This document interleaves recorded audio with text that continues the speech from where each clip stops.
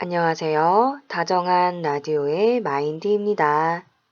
오늘은 남 눈치를 너무 많이 보는 나에 대한 이야기를 해보려고 합니다.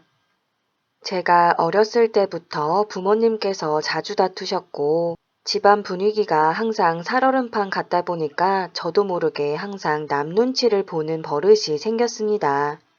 제 마음이 어떤지는 안중에도 없었고, 오로지 상대방의 기분만 살폈습니다. 제가 속이 터지더라도 남들 기분이 좋아 보이면 마음이 놓였습니다. 그런데 반대로 제가 어떤 말이나 행동을 했을 때 상대방의 표정이 약간이라도 구겨지면 극도의 불안감이 몰려오면서 어찌할 바를 모르겠더라고요. 현실적으로 봤을 때는 제가 잘 보일 필요가 없는 사람인데도 그 사람 표정이 안 좋아지는 순간 제가 무슨 짓을 해서라도 그 사람의 기분을 좋게 만들고 싶어졌습니다. 약간이라도 분위기가 경직되는 것을 견딜 수 없었고 100명이 저를 좋아해 주더라도 어떤 한 사람이 저를 싫어하는 것 같으면 하늘이 무너지는 것 같았습니다. 그래서 항상 남들 마음에 들려고 애쓰며 살았습니다. 저는 왜 그런 식으로 행동했을까요? 첫 번째 이유는 남들이 저의 부모님처럼 느껴졌기 때문입니다. 부모님의 존재를 남들에게 투사했던 거죠. 어릴 때는 부모님께 버림받으면 생존을 위협받기 때문에 부모님이 저를 버릴 것 같은 느낌이 드는 순간 나는 죽을지도 모른다는 공포를 느낄 수밖에 없습니다.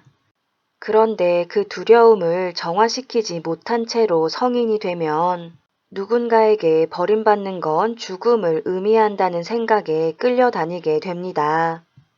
성인이 됐으면 누가 나를 버린다고 해서 생존이 위태로워지는 게 아닌데도 어릴 때 했었던 사고방식이 나를 지배하고 있는 겁니다.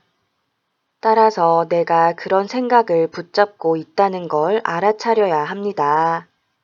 그런 다음 내 안의 내면 아이에게 사람들한테 버림받는다고 너 죽는 거 아니야 라는 말을 계속 해주면서 스스로를 다독여줘야 합니다.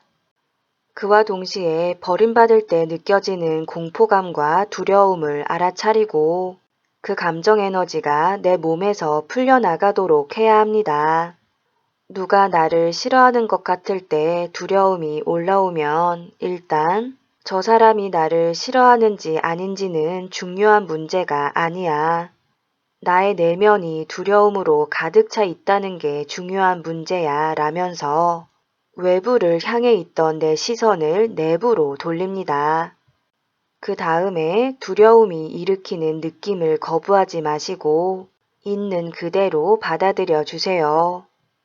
그러다 보면 두려움과 내 의식의 분리가 일어나고 그 두려움이 내 행동을 지배하는 일은 사라집니다.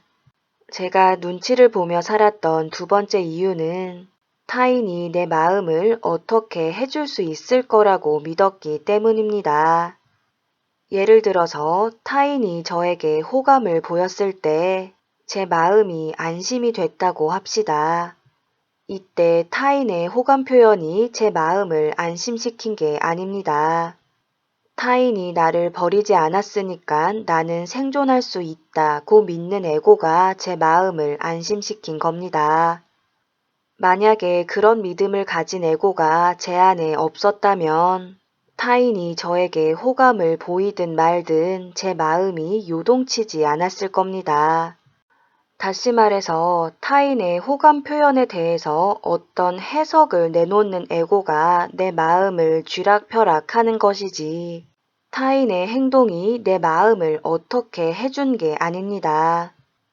하지만 우리는 타인의 행동 때문에 내 마음이 변했다고 믿으면서 내 마음을 좋게 만들기 위해서 어떻게든 타인의 행동을 변화시켜 보려고 애를 쓰며 삽니다. 그러면서 자연스럽게 남 눈치를 보게 되고요.